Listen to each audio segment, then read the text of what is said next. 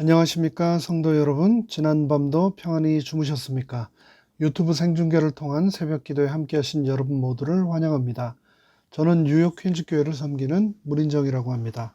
오늘은 5월 19일 2022년 제2기 8과 다섯째 날, 교과책으로는 116쪽 아브라함을 위한 아내라는 제목의 내용을 함께 묵상하겠습니다.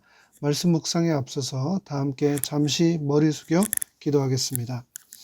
하늘에 계신 저희들의 아버지 하나님, 성경에 등장하는 아버지 하나님께서 부르신 친구라고 친히 명하신 아브라함 인생의 마지막 사건을 오늘 우리는 살피게 됩니다.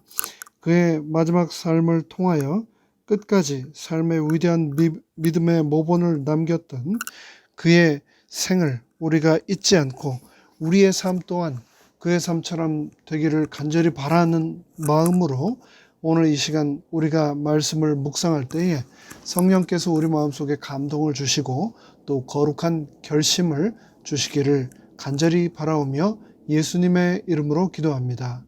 아멘. 먼저 오늘의 본문의 말씀 창세기 24장 마지막 절인 67절부터 25장 10절까지의 말씀을 제가 읽겠습니다.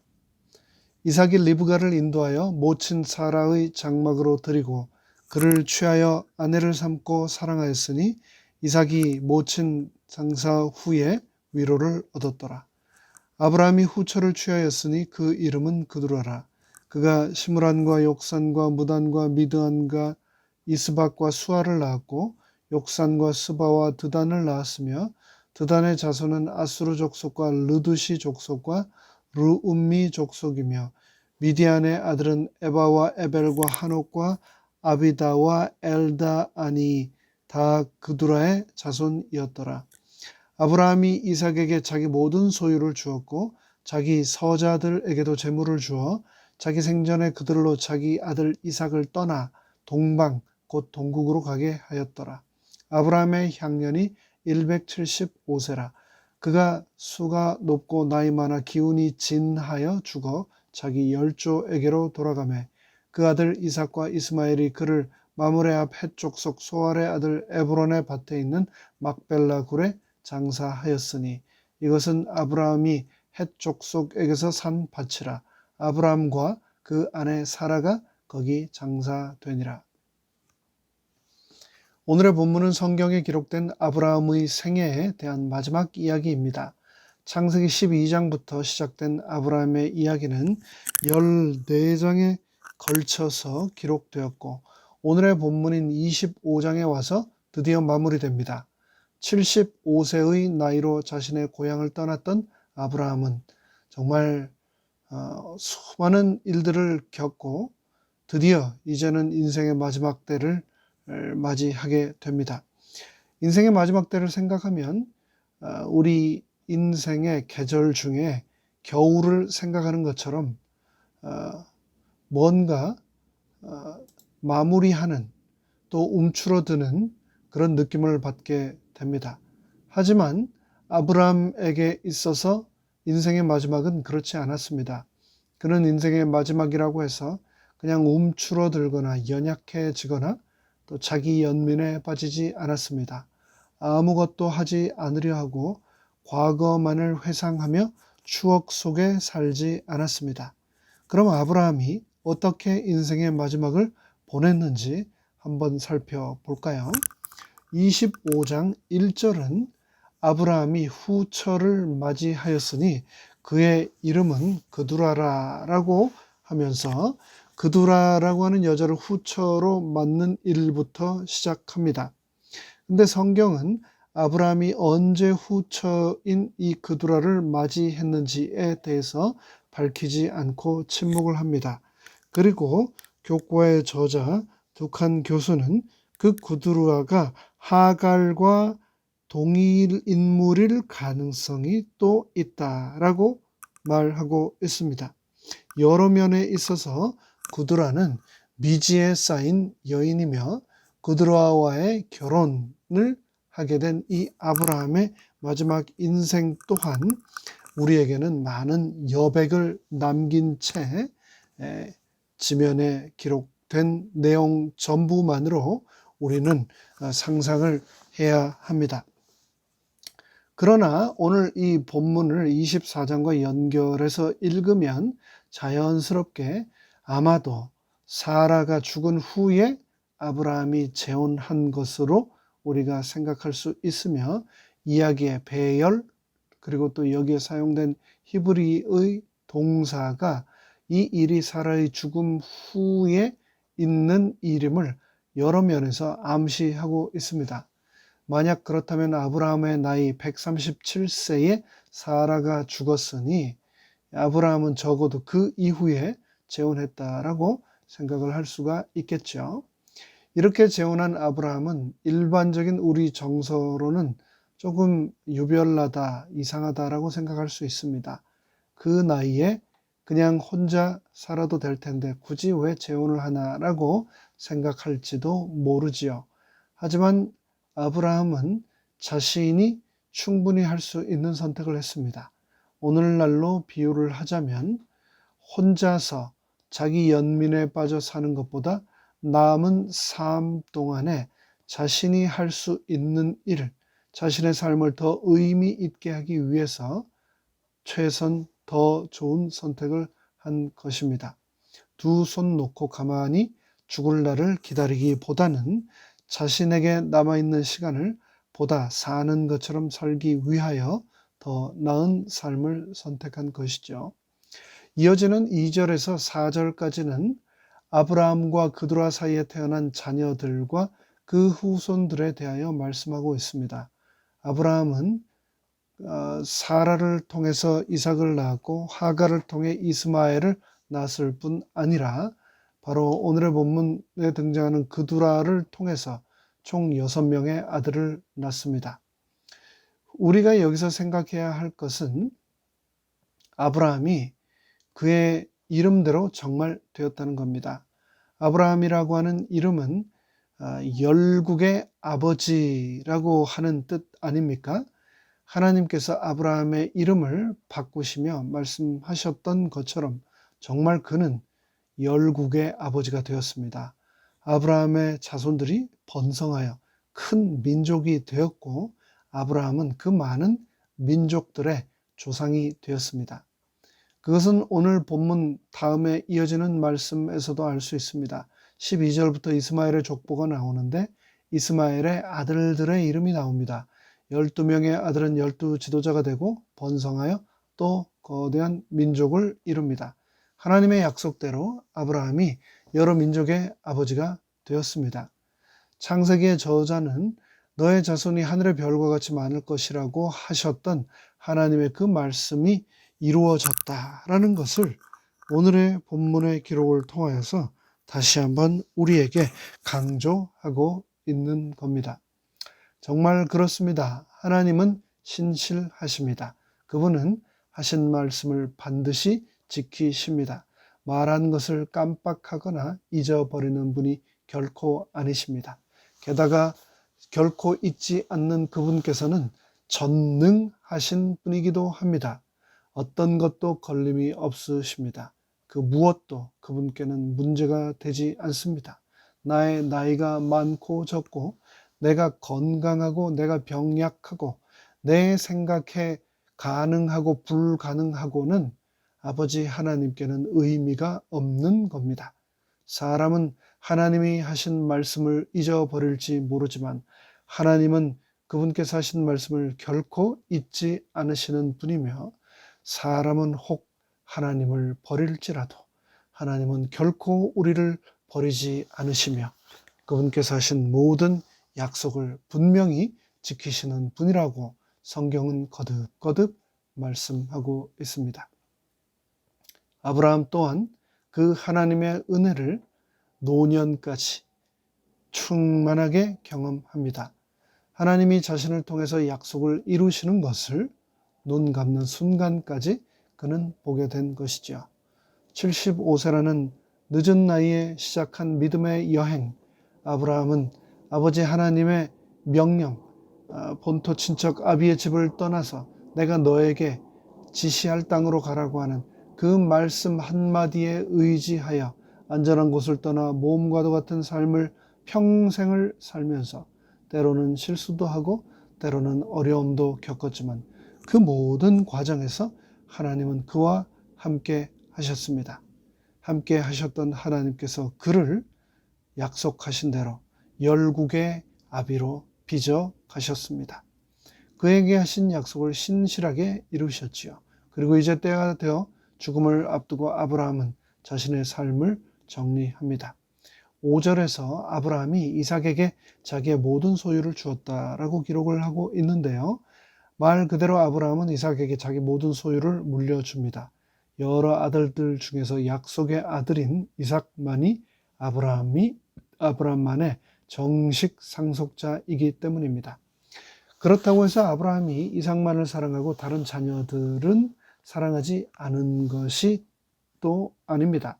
6절에 보면 자기 서자들에게도 재산을 주어 자기 생전에 그들로 하여금 자기 아들 이삭을 떠나 동방 곧 동쪽 땅으로 가게 하였다라고 하는 기록이 나오는데요. 이 기록처럼 아브라함은 다른 자녀들에게도 또 재산을 나누어 주는 너그러움과 넉넉함을 보입니다. 그리고 아브라함이 했던 일은 자신이 살아 있을 때 그들로 이삭을 떠나 다른 곳에서 살게 한 일입니다. 아브라함은 다른 아들들과 약속의 아들 이삭을 분리시킵니다. 아브라함이 이렇게 한 것은 약속의 아들인 이삭을 보호하기 위함이었습니다. 이미 전에 아브라함은 이스마엘에게 그렇게 했었죠. 그와 같이 그드로아에게서 낳은 자녀들에게도 똑같이 이삭으로부터 떠나도록 합니다. 이삭이 상속자로서 하나님의 약속을 가나안 땅에서 이어가는데 앞으로 만약에라도 일어나게 될 잠재적인 모든 문제의 요소를 없애기 위함이었습니다. 만약 이런 아브라함의 조치가 없었다면 살면서 계속해서 갈등에 서로 부딪혔을 것입니다. 그들의 자녀들은 6명이지만 이삭은 혼자입니다. 그들이 힘을 합쳐 나쁜 마음을 먹으면 무슨 일이 일어날지 알 수 없다는 것을 아브라함은 잘 알고 미리 막기 위해서 그리고 하나님의 계획이 다음 세대로 이어질 수 있도록 자신이 해야 할 일을 한 겁니다. 자신이 할 수 있는 모든 일을 이렇게 다 마치고 아브라함의 삶은 이제 마무리됩니다. 7절로 8절에서는 아브라함의 향년이 175세라 그의 나이가 높고 늙어서 기운이 다하여 죽어 자기 열조에게로 돌아갔다라고 성경은 기록하고 있습니다. 아브라함은 하나님의 부르심에 순종해서 자신의 혈육의 아버지의 집을 과감히 떠났습니다. 갈 바를 알지 못한 채 하나님의 말씀을 믿고 그 말씀에 따라 자신의 보금자리에서 나왔던 그리고 그 말씀을 신뢰함으로 보이지 않는 것을 눈앞에 있는 것처럼 보이는 것처럼 여기며 평생 살았던 그 아브라함은 하나님이 약속하신 땅에서 100년의 세월을 나그네처럼 살았습니다. 비록 땅에서는 외국인과 나그네 같은 삶을 살았지만 그는 하늘에 있는 더 나은 본향을 믿음으로 바라볼 수 있는 능력의 사람이었습니다. 자신의 족과 롯과 갈등이 있었을 때 관대함으로 그에게 양보를 했었던, 롯이 위험에 빠졌을 때는 그럼에도 불구하고 그 조카를 구하기 위해 자신의 모든 식솔들을 데리고 나아가서 구출해 가지고 오기까지 했던 그 따뜻함과 담대함이 하나님 앞에 나아가 소돔성을 두고 중보하게도 했습니다. 물론 두려움에 빠져서 거짓말을 한 적도 있고 과거의 잘못을 그대로 되풀이한 적도 있었습니다만 하나님의 약속에 대한 기다림이 길어져서 초조했을 때 아내의 조언을 받아들여 잘못된 선택을 하기도 했습니다만 하지만 그런 실수와 연약함에도 그는 하나님을 향한 믿음으로 살았습니다. 그 무엇보다도 또 아브라함은 자기의 사랑하는 독자 이삭을 하나님께 드리는 정말로 엄청난 순종을 보여주었습니다. 이런 아브라함의 삶은 믿음의 조상이라는 수식어와 하나님의 벗이라는 놀라운 별명을 야고보서 2장 23절을 통해서 얻게 했습니다. 이 모든 것은 그를 택하셨고 그를 부르셨고 그를 인도하셨고 그를 위해 친히 준비하셨고 그의 삶에 함께 하시고 그의 예배를 받으셨던 바로 하나님이 계획하시고 하나님이 이루신 일입니다. 그 일에 아브라함은 자신의 주어진 역할을 믿음으로 감당했습니다.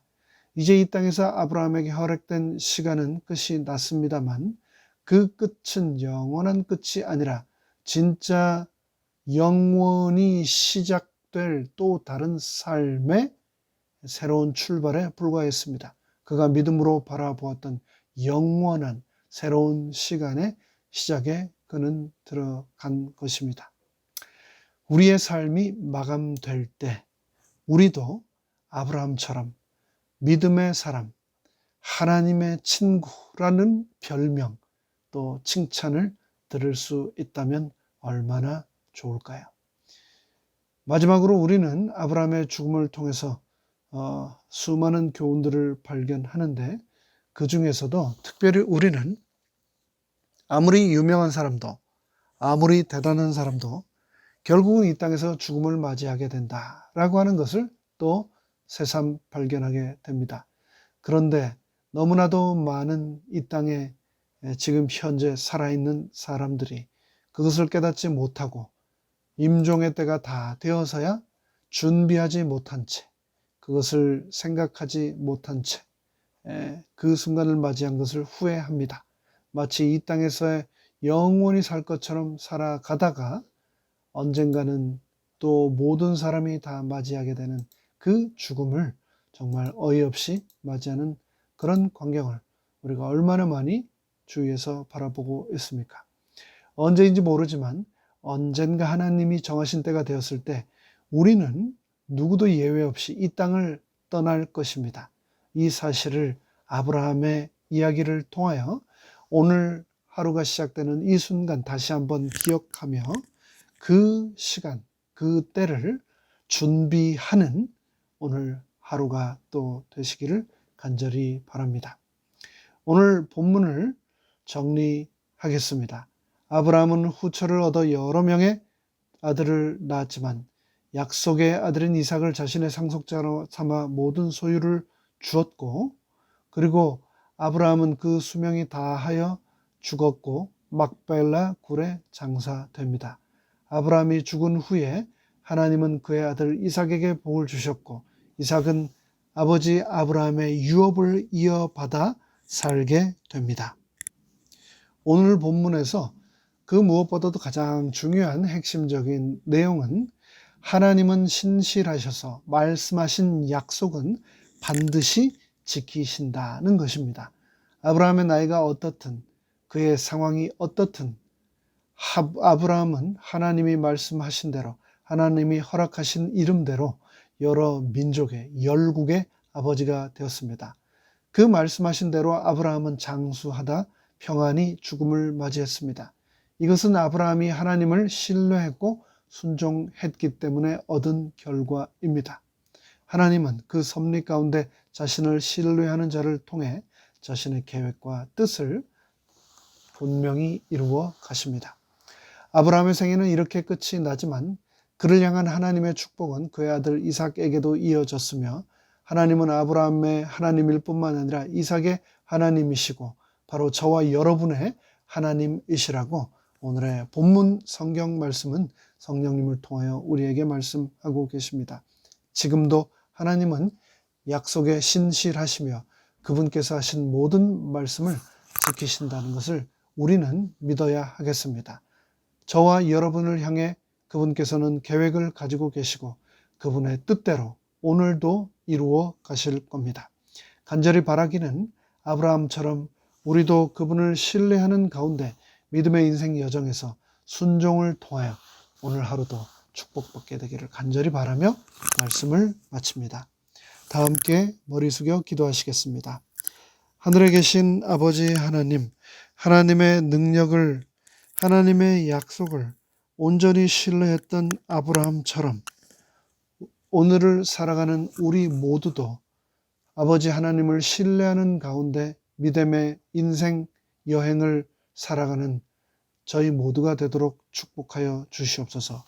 예수 그리스도의 이름으로 간절히 축원하옵나이다. 아멘.